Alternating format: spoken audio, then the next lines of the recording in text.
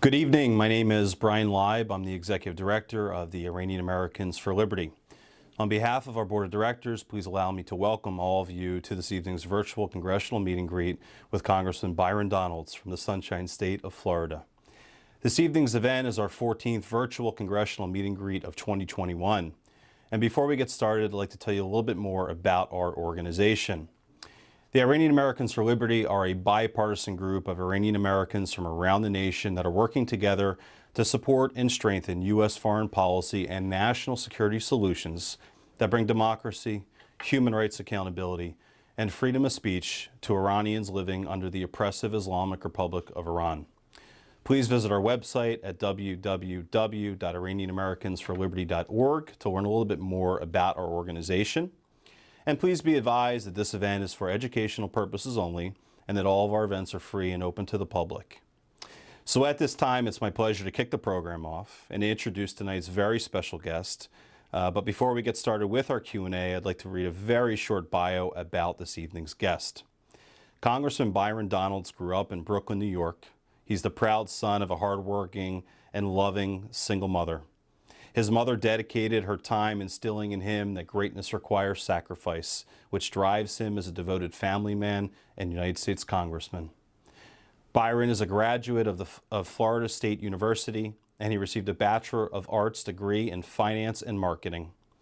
His career led him to Southwest Florida, where he worked in banking, finance, and the insurance industries. Elected to the Florida House of Representatives in 2016, Byron represented Hendry County and East Collier County in the state capitol.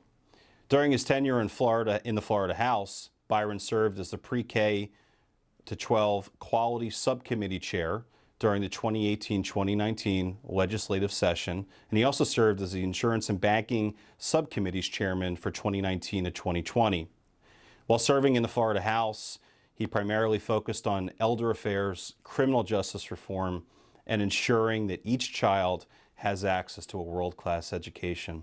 In January of 2020, Byron Donalds announced his congressional campaign live on Fox and Friends. He then won the Republican nomination for Florida's 19th congressional district in August of 2020 in a 9-way primary filled with 2 self-funders and amidst the COVID-19 pandemic. During the general election, Byron received the endorsement of President Donald J. Trump, who called Byron a rising star and a phenomenal congressman. Congressman Donalds lives in Naples, Florida with his wife Erica, their 3 sons Damon, Darian, and Mason. He's spent his entire adult life serving others, whether it be through volunteering, business, or leadership, and he is deeply committed to representing Florida's 19th congressional district's conservative values in Washington, D.C. to ensure a stronger Florida and a stronger nation.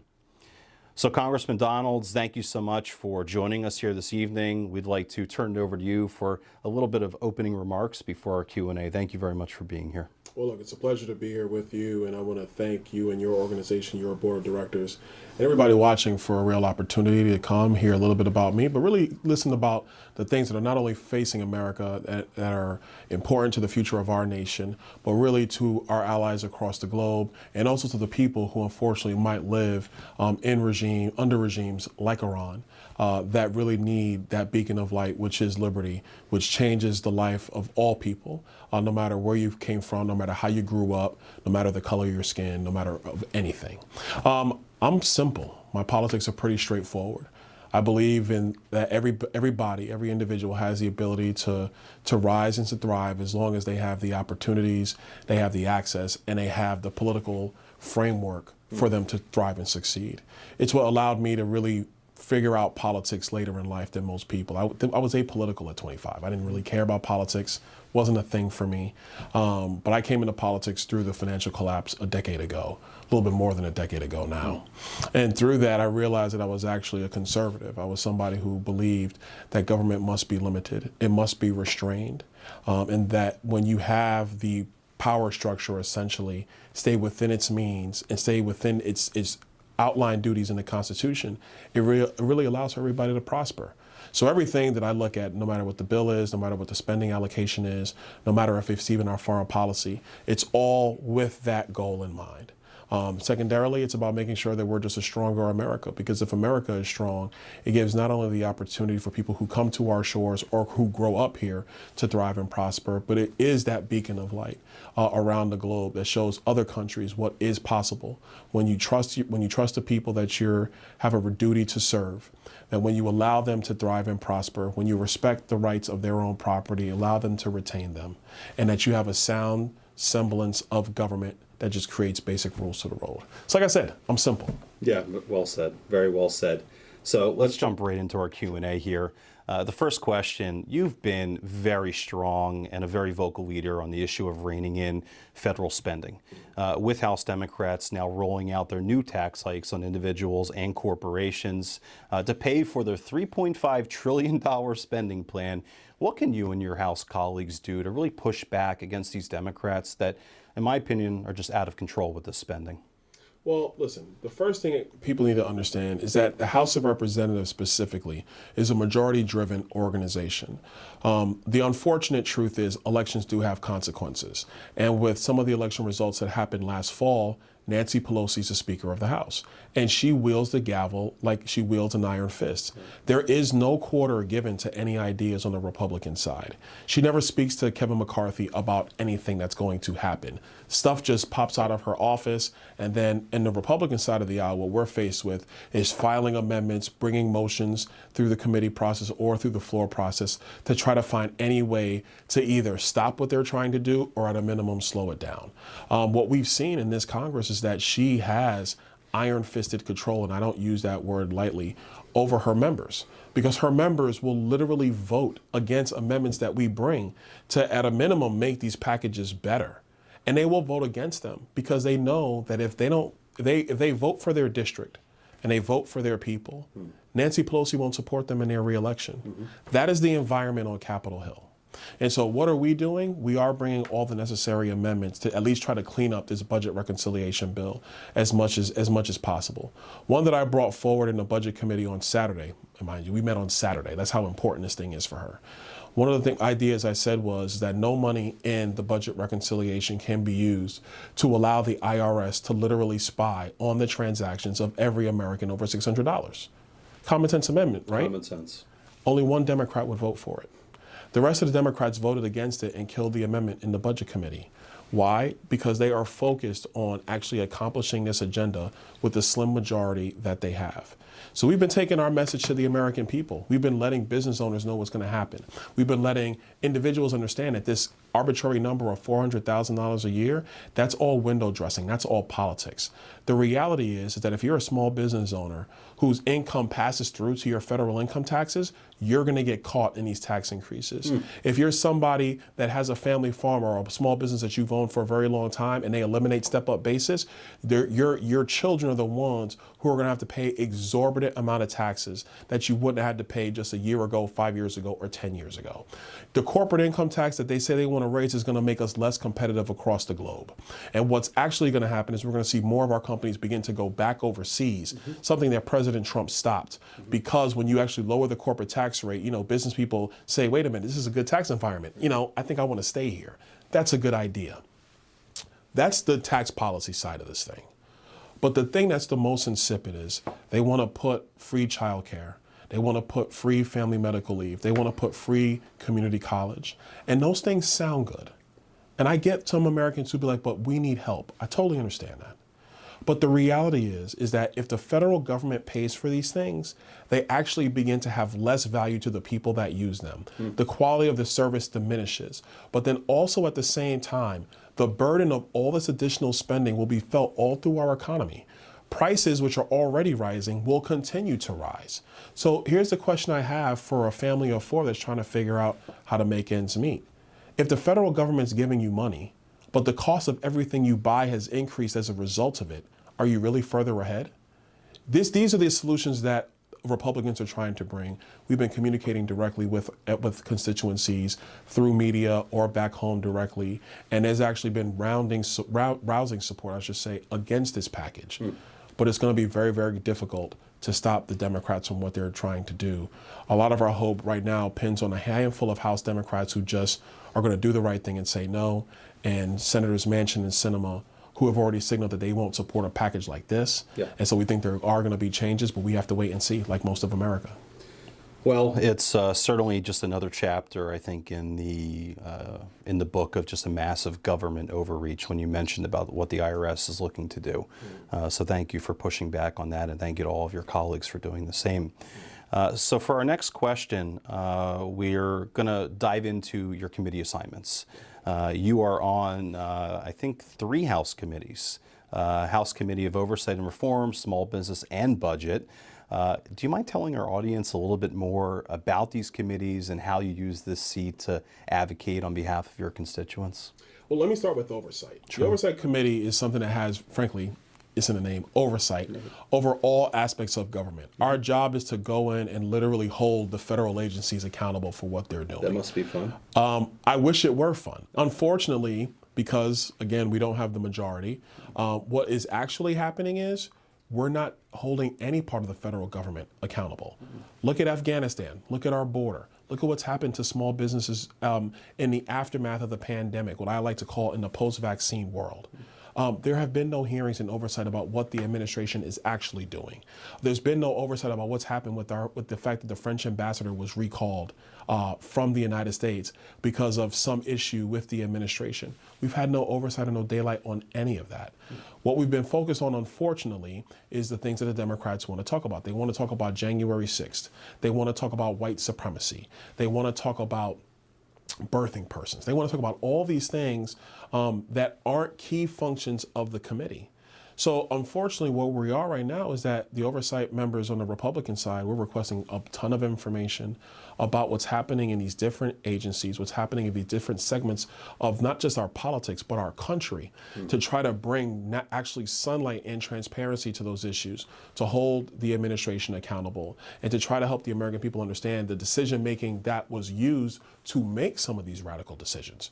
But we're blocked from doing that because the Democrats don't want to do oversight, and the administration obviously does not want to have oversight. I mean, look, the president doesn't even answer questions.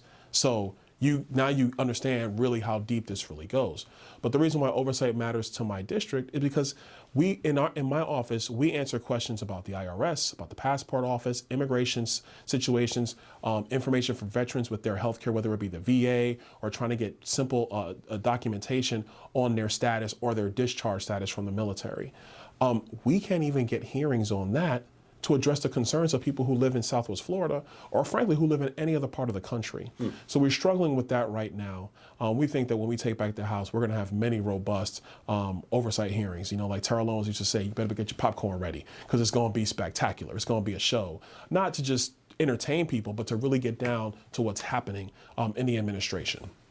With respect to small business, in the Small Business Committee, we have oversight, and we actually we oversee the SBA and all of the different policies that affect small businesses in the United States. This is actually one of the most important committees on Capitol Hill right now, because obviously with COVID-19 and the PPP loans and the EIDL program, we have direct oversight over SBA to find out exactly what's happening. Right now, we're dealing with what's going to happen with the forgiveness process of PPP loans through the SBA. So we're in the process of looking at that. Unfortunately, Democrats just want to do blanket forgiveness.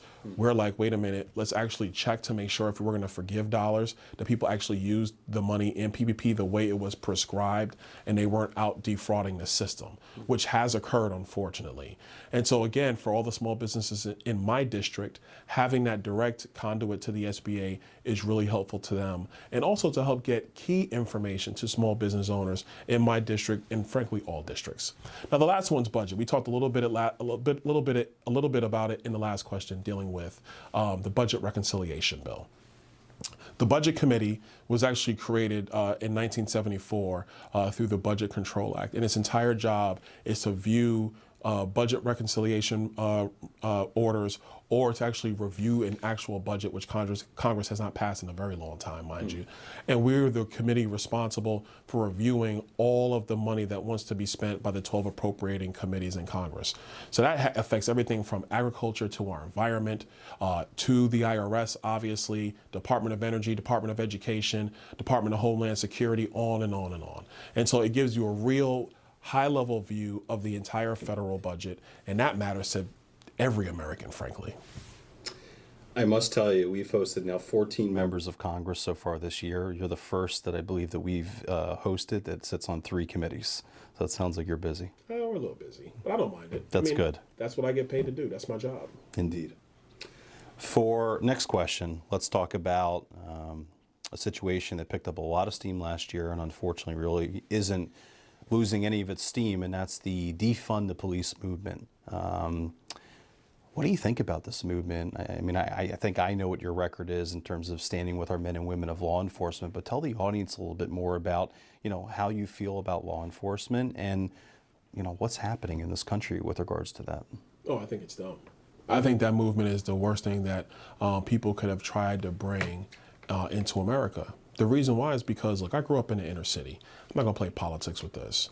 I know firsthand that if you don't have officers on the street, if response times are slower, crime is going to rise in your areas. It is very clear what happened. See, I grew up in New York in the transition from David Dinkins to Rudy Giuliani. And so when Rudy Giuliani became mayor of the city of New York, he actually made a commitment. He ran on it to make sure there was a cop on every corner. And so what we saw was that crime actually decreased in the city of New York. Why? Because officers just weren't at the precinct waiting for a call. They were now out on the street walking a beat. And so one of the other things that does happen is it gives officers an ability to build relationships in the community, because you would have the same officer walking the same beat in basically every neighborhood in New York City, okay? What the left has done in too many cities across America, whether it's Portland, St. Louis, New York, Chicago, Minneapolis, obviously, is that when you go into this process of pulling money out of the police budget, well, how are you going to keep officers? When the left says we don't want to defund, we just want to reallocate. They want to have people who do interventions as opposed to law enforcement. Well, when you knock at that door, or when you have to pull somebody over, or when a crime is happening, you need an officer of the law. You don't need a social worker interventionist, because a social worker interventionist is not going to be tasked with the ability to keep people safe at that moment in time. The proof has been in the pudding since they unleashed this disaster on too many American cities.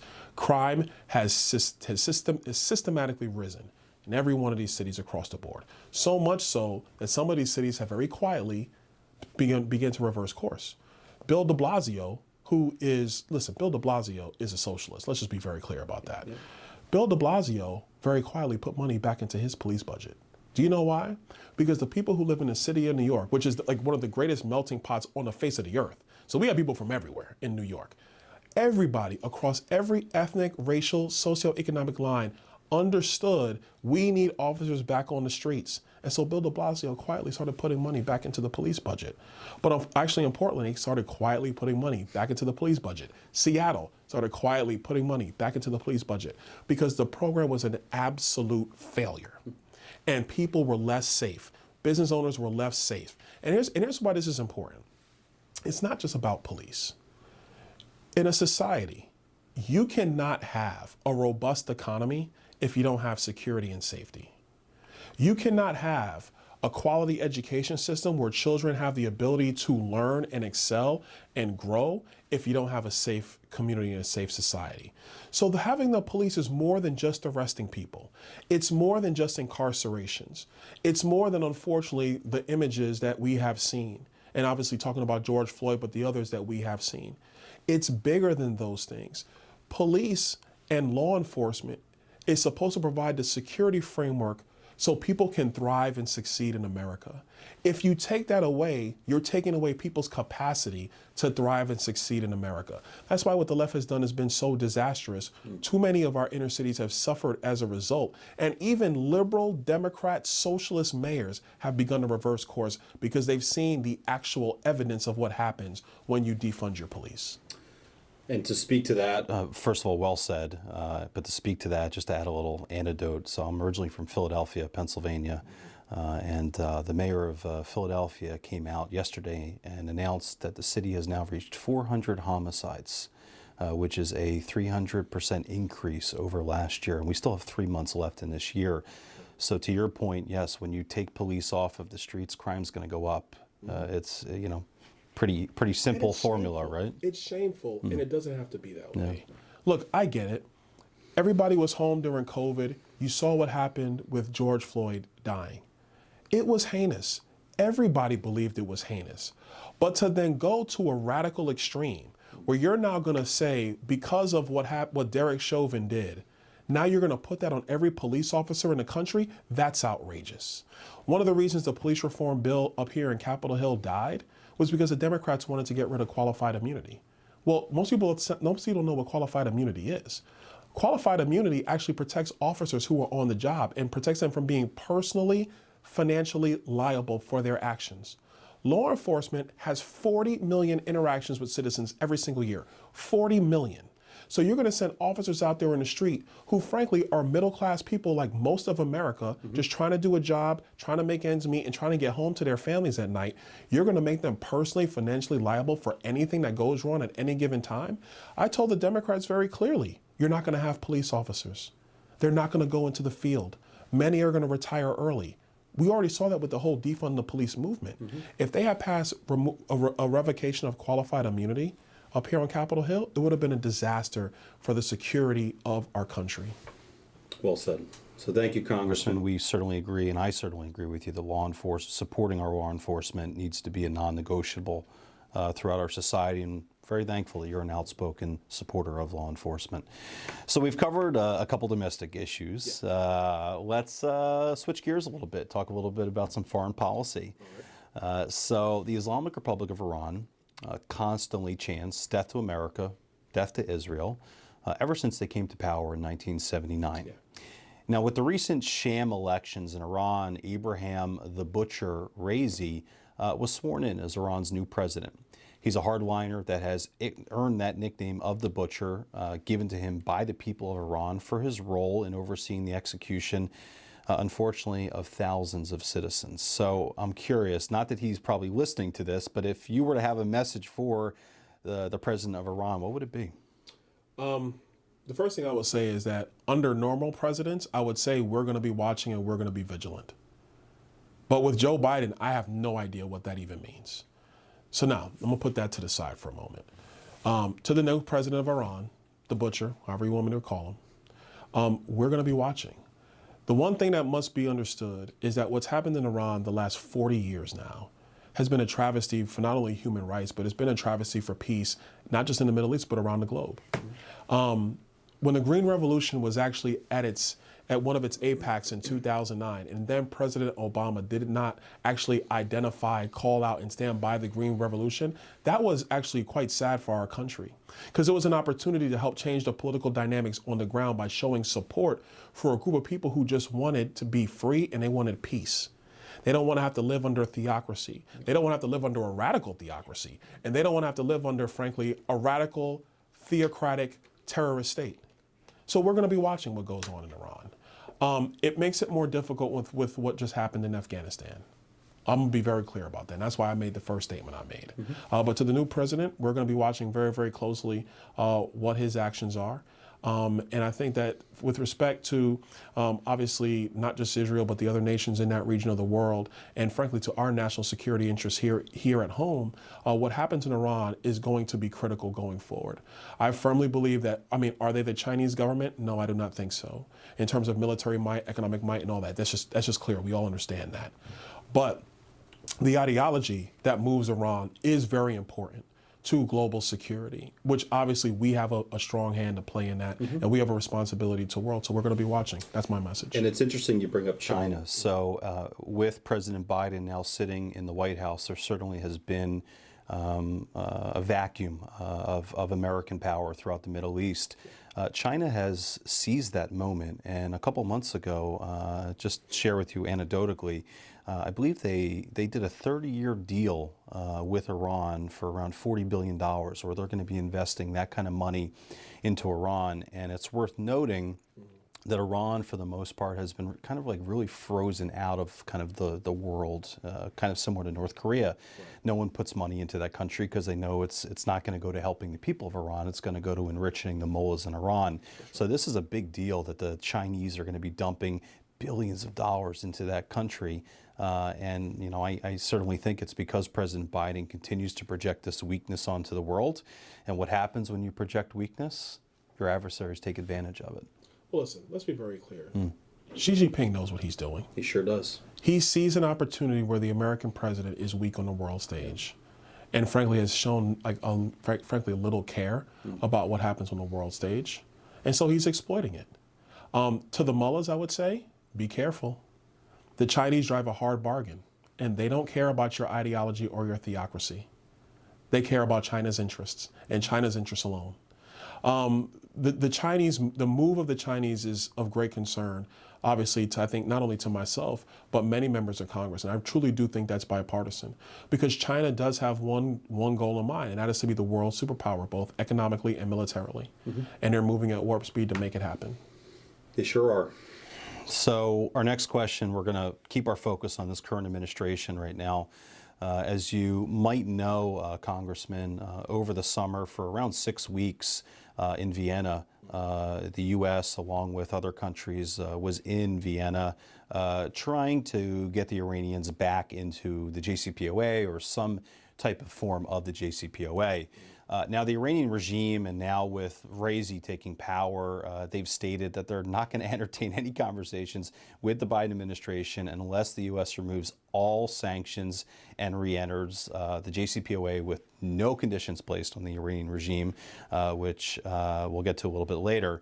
But Congressman, there's groups in this country, one of them being NIAC, the National Iranian American Council, who believes the U.S. government should be getting back into the JCPOA without receiving any kind of concessions from the Iranian regime.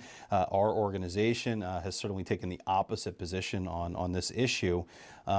Curious what your thoughts are. I mean, should the U.S. get back into the JCPOA and lift these economic sanctions on the Iranian regime? No.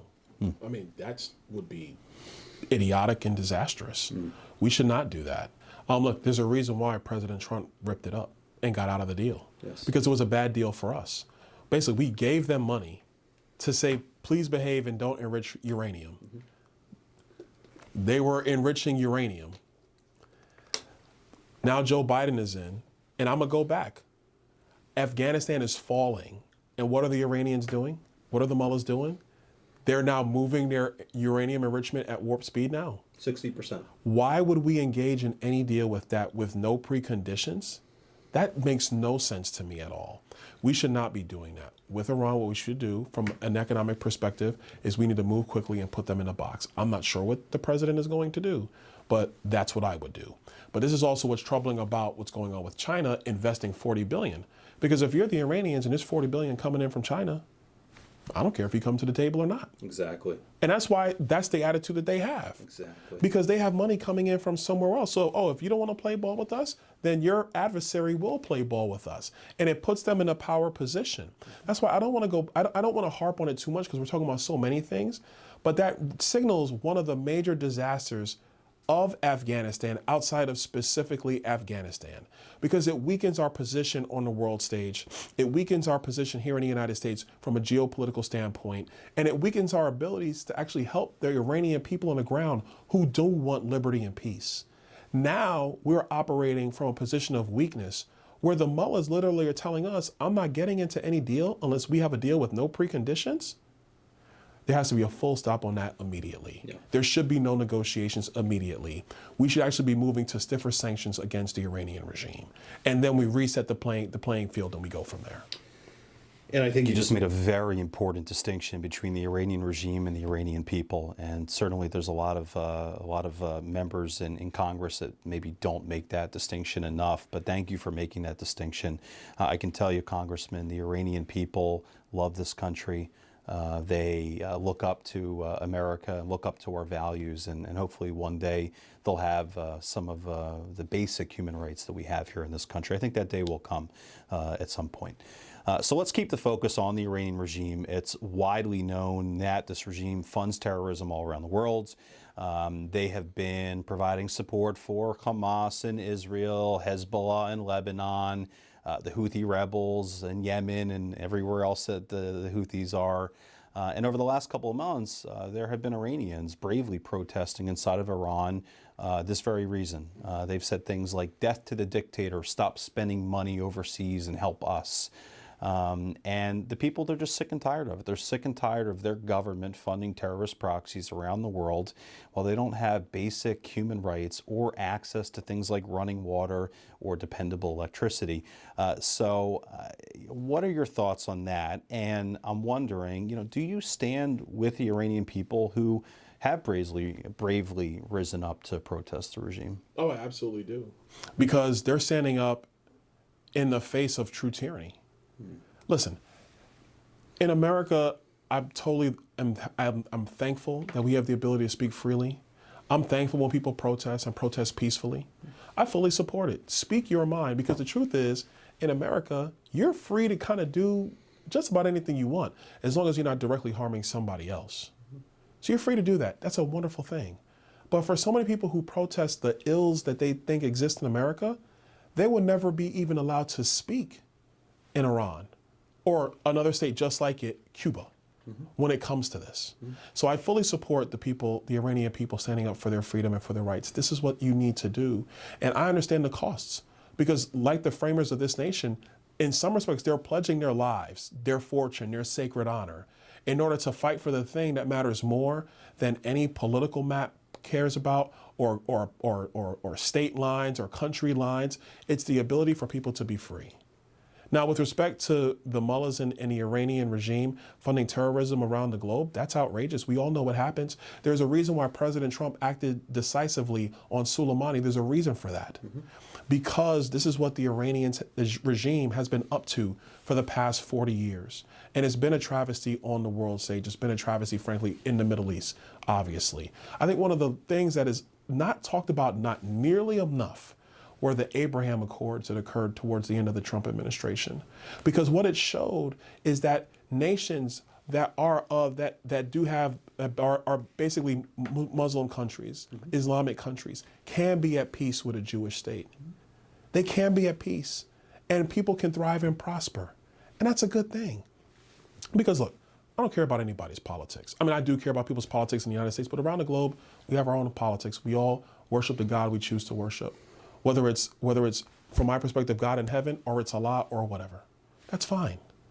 What we all agree on is that people need to live in harmony and peace. Kids need to be able to grow up and be safe. People just want a shot at being successful, no matter what that might be in whatever part of the globe. The Iranian regime doesn't support that. So we have an absolute duty to support the Iranian people when they do. And to add on your point about the Abraham Accords, the Iranian people actually have a very long-standing relationship of warm ties with Israel. Before this current regime took power in 1979, Iranians freely traveled back and forth to Israel. Israelis traveled to Iran. So the framework is there between these people. And again, it's so important to make that distinction that it's about people. It's not about these regimes that are running these countries. But of course, I'm sure you won't be surprised if I tell you that the Iranian regime pours cold water on the Abraham Accords every chance they can get. They think it's a horrible setup for the region. And of course, for them it is, because it further isolates them.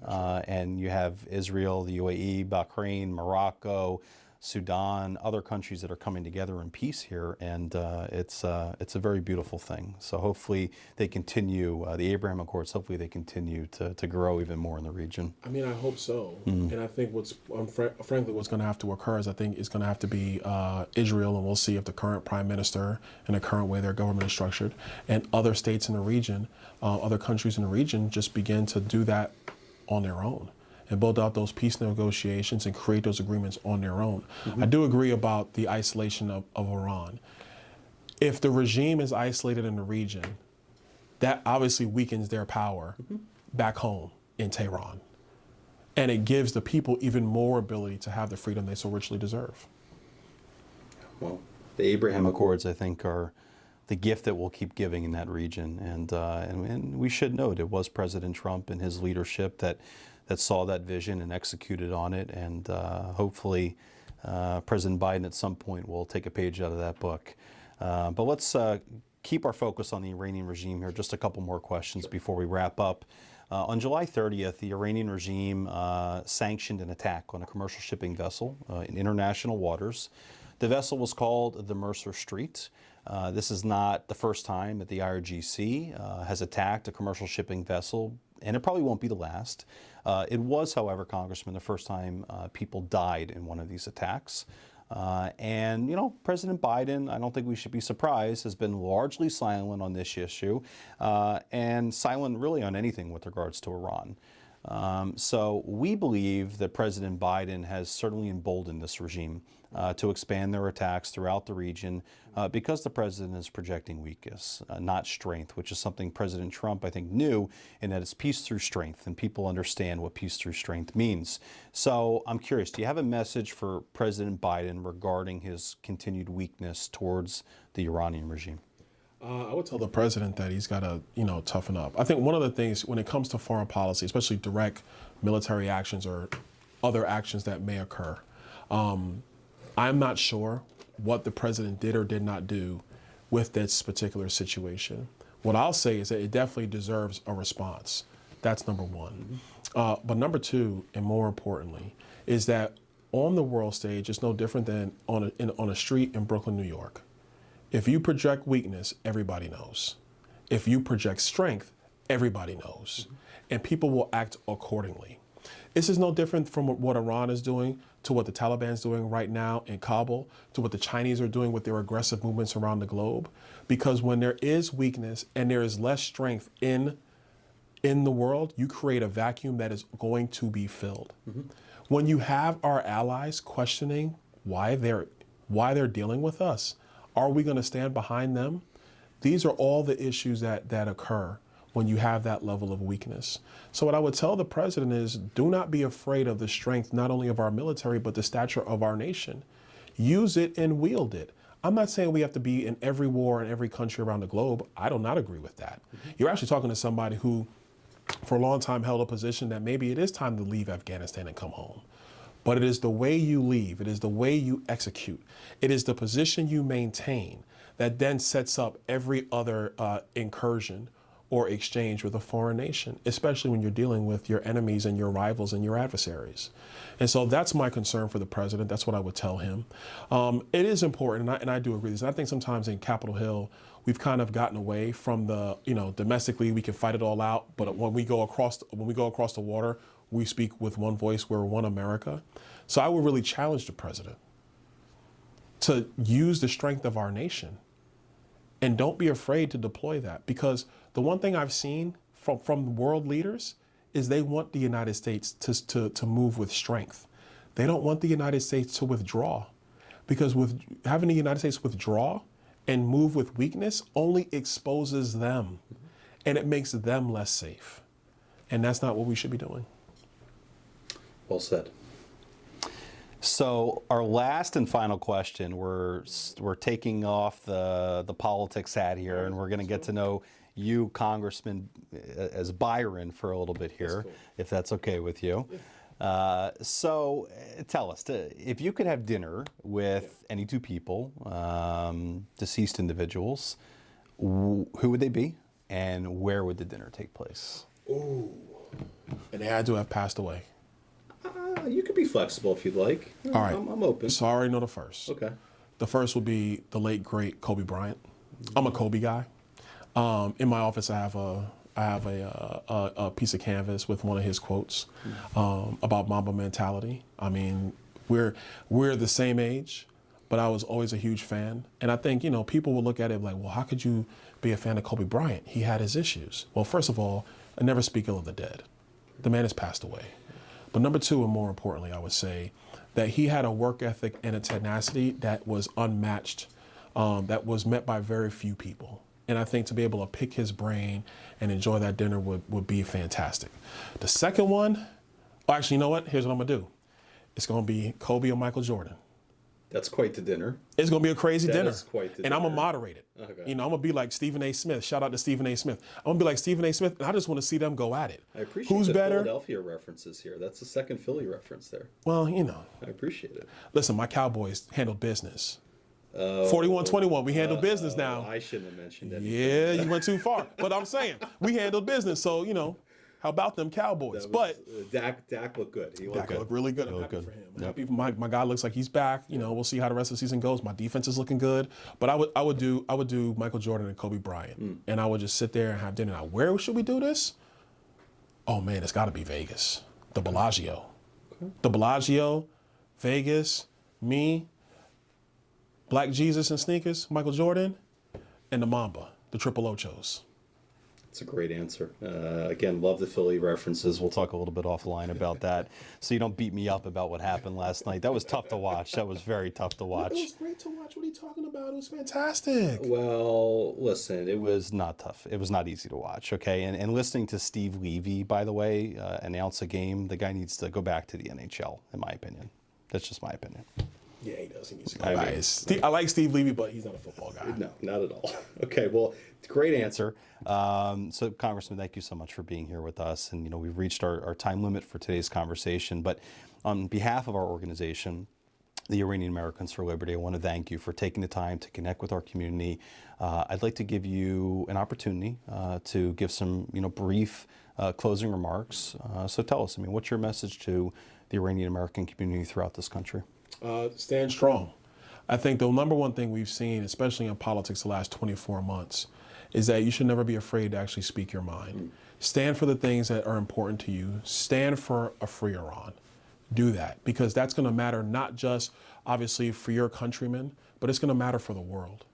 And so that's the number one thing I would say. Stand strong, be in support of groups who are fighting for freedom and liberty back home.